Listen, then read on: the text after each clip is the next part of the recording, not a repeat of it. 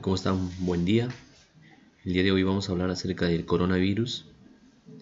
Mi nombre es Edwin Maldonado y vamos a conversar un poco acerca del coronavirus, una enfermedad que viene matando mucha gente en diferentes países del mundo. Inició en China y ahora lo tenemos en todos los continentes. Coronavirus. ¿Qué es el coronavirus? Bueno, el coronavirus es un virus que pertenece a una extensa familia de virus que causa diversas enfermedades. Puede ir desde un resfrío común hasta el síndrome respiratorio agudo severo, es decir, hasta inhabilitar los pulmones para funcionar por sí mismo. En algunas personas pasa desapercibido, es más, ni siquiera deja manifestaciones clínicas como un resfriado. Un día le duele la cabeza, un poco de malestar y desaparece. Y algunos terminan en terapia intensiva, internados con un tubo conectado a un equipo que les ayuda a ventilar los pulmones. Bueno, este virus no es nuevo, estuvo en los animales y bueno, ha ido mutando, cambiando genéticamente parte de su estructura de la que vemos acá. Entonces ha ido en cada vez que se iba replicando, ha ido modificando y ahora lo ha hecho un poco más resistente, con la capacidad de saltar desde un animal hacia el humano.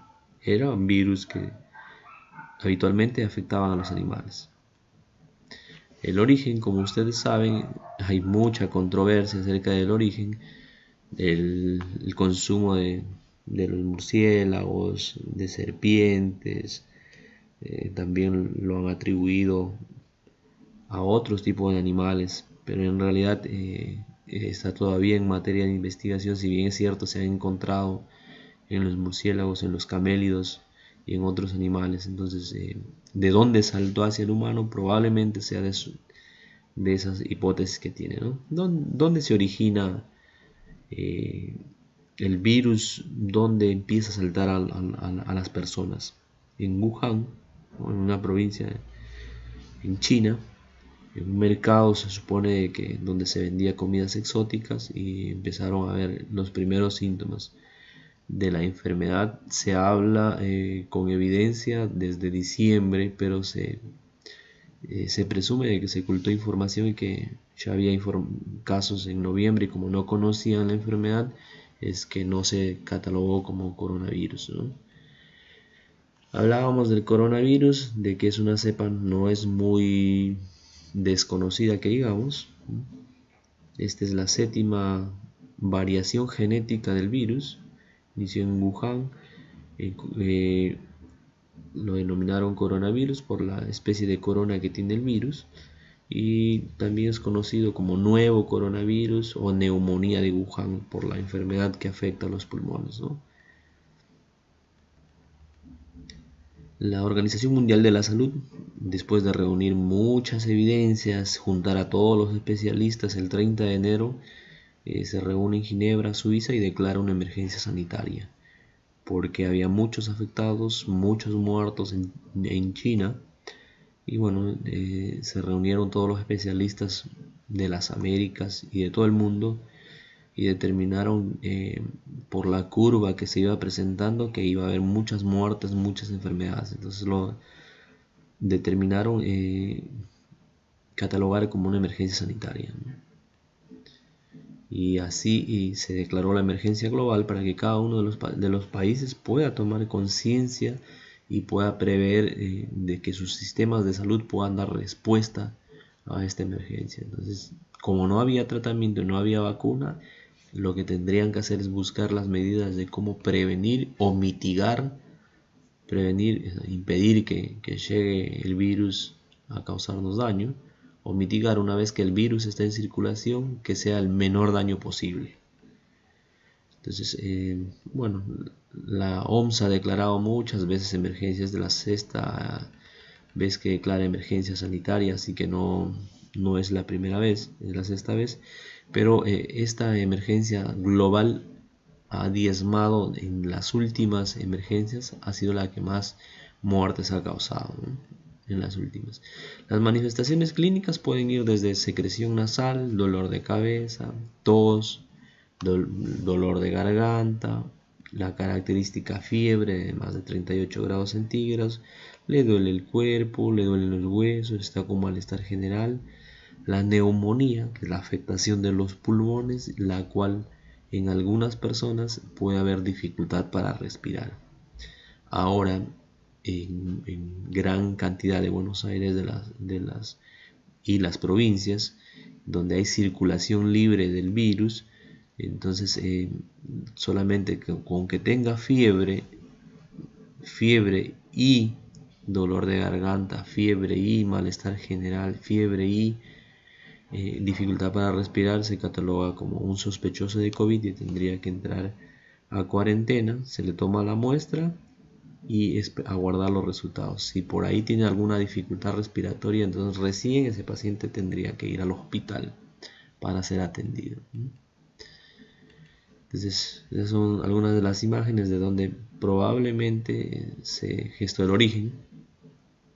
No estamos seguros, pero lo que sí queríamos hacer hincapié es en que cada una persona que está contagiada y no lo sabe, está estornudando, está tosiendo, está hablando, cantando, está esparciendo a través de esas pequeñas gotitas que ustedes ven acá, está esparciendo el virus. Y este virus se ha determinado, depende en qué lugar o en qué superficie es la que se encuentra. En el aire puede estar entre 3 a 4 horas aproximadamente según los últimos estudios. Y en las superficies depende de la superficie. El cartón puede durar hasta 12 horas.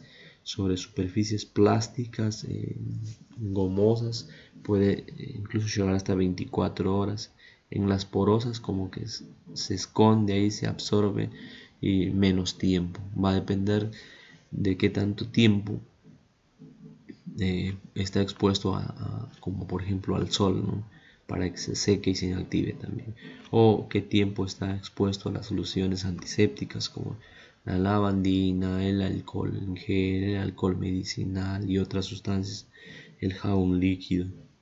Entonces, ¿por qué nos recomiendan utilizar el jabón líquido? No quiero extenderme en esta parte, que lo va a hablar un colega más, porque como la capita, la estructura del virus es de lípidos, de grasa, y el jabón lo que hace es deshacer eso. Entonces desintegra, permite que se desintegre rápidamente el virus. Por eso es que se utiliza el jabón preferentemente, ¿no? ¿Cuál es el tratamiento? Actualmente no existe un tratamiento específico. El tratamiento es sintomatológico, es decir, tenés fiebre, hay que darle para la fiebre. Tenés dolor de cabeza, hay que darte para el dolor de cabeza. Eso en la primera etapa. Si vos tenés dificultad respiratoria, entonces el manejo ya tendría que ser hospitalario, y ahí vamos a ver de qué tanto oxígeno te está faltando. En un principio te daremos oxígeno de acuerdo al requerimiento, a bajo flujo, a alto flujo, y cuando pasamos a alto flujo y vemos que no funciona y aún así tenés la dificultad respiratoria o el distrés respiratorio, entonces que se procede a realizar la intubación y conectarte a un equipo para que puedas mantenerte con la ventilación mecánica. Bueno, los porcentajes son mínimos de los que llegan a ventilación mecánica, pero la cantidad de gente que sale del ventilador es poquísima. De 100 personas, 10 salen del ventilador, es un aproximado. Así que lo que nosotros queremos es que no lleguen al ventilador. Los cuidados son como un resfrío común. Hay que evitar el contacto con otras personas, es decir, hay que ponerlos en aislamiento, en cuarentena. ¿Sí? No se dispone de una vacuna, se está trabajando para eso. Zonas donde se han registrado casos, es muy probable que vuelva a haber, que se tendría que hacer un seguimiento más en esa parte, ¿no? Evitar el contacto con personas infectadas, el uso de las mascarillas de acuerdo a la actividad que realizas. Alimentos de origen animal cocidos o no pasteurizados no deben utilizarse porque pueden que vengan con ese tipo de virus por el proceso en la elaboración. Si no ha sido pasteurizado, entonces no se va a neutralizar el virus, ¿no? Entonces, las recomendaciones que se hace en este tipo de situaciones es que conocemos qué es lo que nos puede afectar, pero ahora hay que hacerlo aterrizar a nuestro contexto como bomberos. Es decir, tengo un llamado de una emergencia médica, un paciente está pasando un sábado, un domingo o cualquier día por ahí por el cuartel, lo ven con que se agarra, ¿sí?, el pecho con dificultad respiratoria, se cae al piso y lo primero que van a hacer es llamar a los bomberos que se encuentran a media cuadra, a 50 metros, a 100 metros. Y la pregunta es, ¿estamos en condiciones de poder reanimar un paciente que tenga COVID-19? ¿Cuáles serían los riesgos de reanimar a un paciente que tenga COVID-19? ¿Cuáles serían los beneficios? Entonces hay que ir al análisis un poco de la situación, ¿no? Si yo empiezo a comprimir el tórax de la persona que está con COVID-19, lo que voy a hacer es que se expulse estas gotitas. ¿Sí? En cada compresión que yo hago, estoy comprimiendo el tórax. Si la parrilla costal comprime a los pulmones y se exhala y sale por la boca y por la nariz el aire que está en los pulmones, y ese aire sale con gotitas y en esas gotitas está el virus. Si uno no está protegido herméticamente totalmente la nariz, la boca y los ojos, es más probable que se pueda contagiar porque el virus es muy contagioso. Entonces la recomendación aquí es, si no tenés el equipo de protección personal adecuado para realizar las compresiones torácicas, no realizarlo. Una de las sugerencias sería realizar o construir una cámara como las hiperbáricas, pero no hiperbárica, ¿no?, sino una cámara como un plástico encima que nos ayude a que el virus que está aquí en las gotitas que salgan se disperse a los costados y no hacia arriba, hacia la cara del auxiliador, ¿no?, con un plástico. Entonces, si hay esas condiciones, lo podríamos reanimar. Si no, es exponer al personal a una situación muy crítica, con muchas probabilidades de contagiarse o de enfermarse, y las cuales no van a ser beneficiosas, ¿no? Otra de las recomendaciones es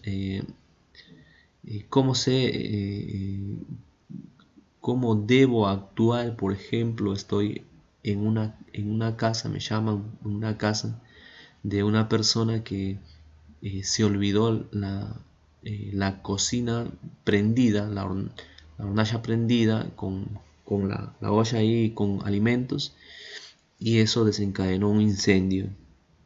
Entonces, ¿cómo sé que esa situación no me puede llevar a un coronavirus? Porque es característico también del coronavirus que la persona pierda la sensación del gusto y del olfato, es decir, no distingue los sabores cuando come, y al oler no distingue los los olores. Entonces puso la olla a preparar los alimentos en la cocina, y como no distingue el olor, no huele a quemado, se expandió el fuego y se terminó incendiando la casa. Y por ahí, cuando vos llegás y empieza la persona está gritando desesperado que se le están quemando sus cosas y te está rociando el virus en la cara. Y probablemente fuimos por el incendio, pero nos olvidamos, nos enfocamos en el incendio y nos olvidamos de cuál pudo haber sido el origen del incendio. Entonces hay que prever también para estas situaciones. En la guardia vamos a ver cómo nos debemos organizar para poder identificar esta situación. No nos quita mucho tiempo el preguntarle a la persona si tuvo fiebre, mientras armamos, si tuvo fiebre, si no está oliendo bien, no distingue los olores, los sabores, que sería lo principal para este escenario, ¿no? Bueno, colegas, no quiero ser extenso, solamente que se cuiden, que tomen todas las medidas de prevención. No está de más. Sé que tenemos muchas limitaciones, pero háganlo por su propia salud, por su familia, por los compañeros, y seguramente va a haber gente que nos va a necesitar muchísimo. Un abrazo a todos, que estén bien.